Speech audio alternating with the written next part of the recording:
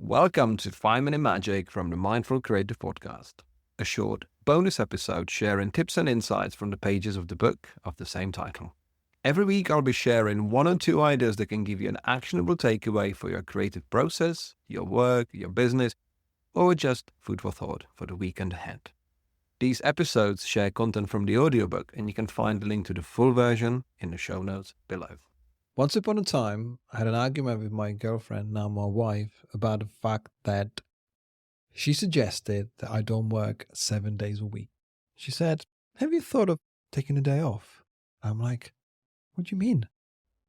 I see clients on my day off." She's like, "No, that's still a work." Because as someone who was running a freelance business back then, I was afraid that if I was to take a day off, it would all fall apart. It was just my false narratives in my head making me anxious that the clients will go away if I don't do something on time. It will not just be the end of the world. But it didn't. And I had to learn how to take a day off. In fact, a couple of days off, sometimes a week off.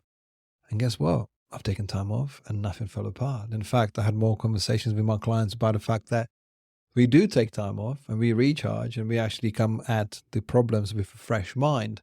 So today we're going to finish the chapter Positive Habits, and we'll talk about how to dare to take time off, how to learn to say no to things, and how to smile on the inside, just how to sort of be more confident on the inside and see where it takes us.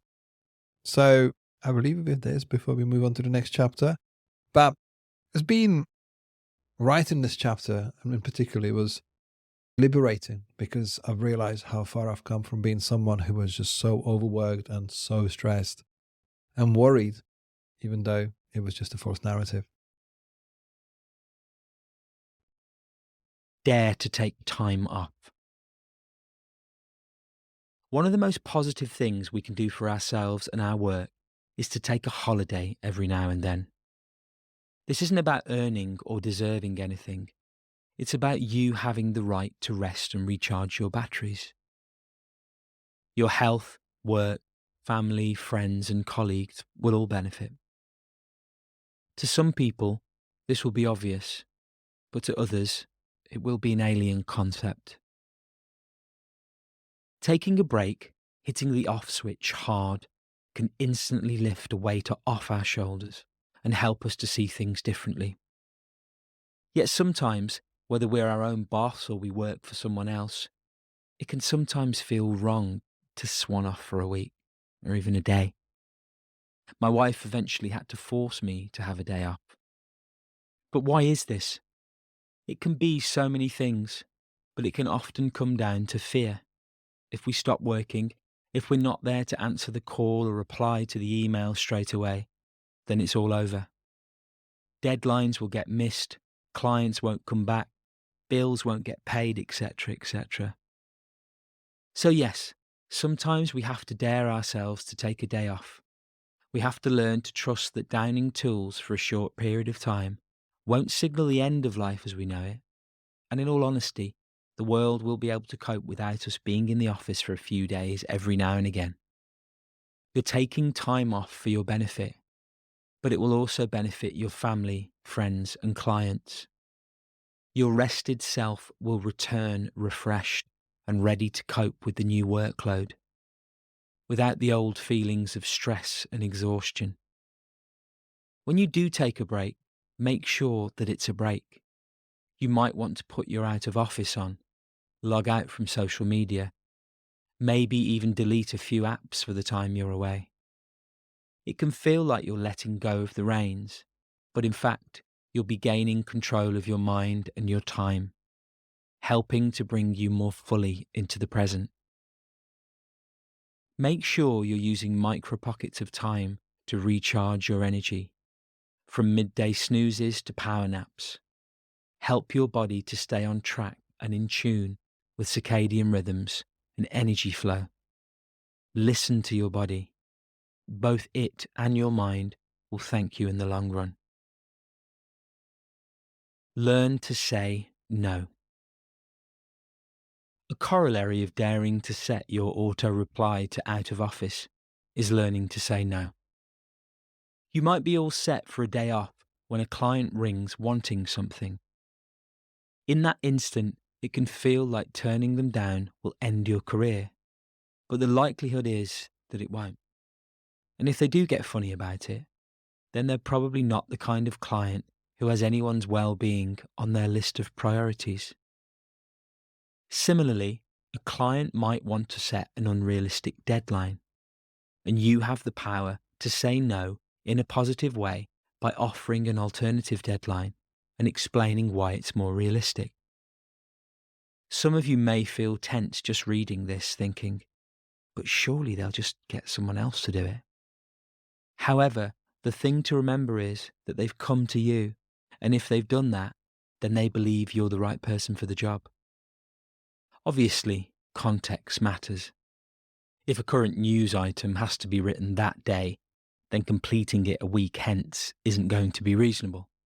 But generally speaking, you'll be surprised how flexible and adaptable people can be when A, you're good at what you do, and B, you say no, but in a constructive way.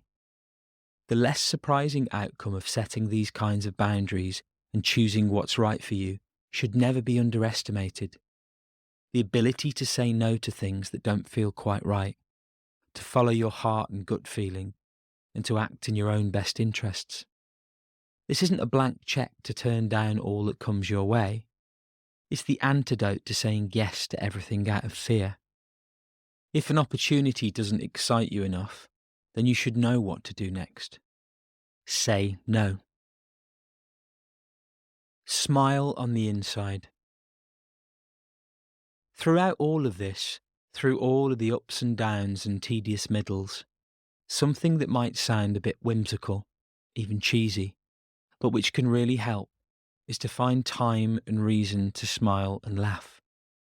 Not in a bitter, cynical or mocking way, but because you find something funny or because you're happy. Finding something smile-worthy every day can help put things into perspective and fight negative thought patterns. A modern life can easily become overly serious, especially if we're working on stuff alone. True, we have the same memes and reels flying past our eyes every day, but we've probably seen them all before, and if we're scrolling, we're likely not concentrating.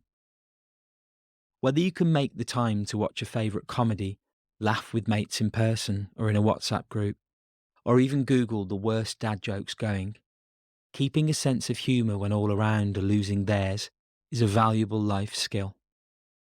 What's more, like yawning, laughter is contagious, and so if you're around others, a good laugh can help lift the mood, leading us back to the mood action cycle.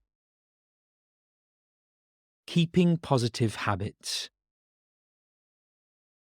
The accumulation of positive habits will add up and yield a return, making future days, work and partnerships easier and more enjoyable.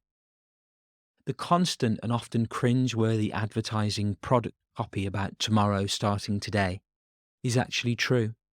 It's all about the work we put in. If you don't keep hold of your day, then someone else will take control. And that could be anyone from an overly demanding boss to soft drinks manufacturers that have you craving their products. The same applies to your mind and well-being. Once again, own it. The final thing to say is that this is an ongoing process. There is always something new to learn and a new way of seeing things. There are new technologies and new approaches. There's new research and new ways of thinking. As you grow and practice positive habits that work for you, then you can uncover new things about yourself.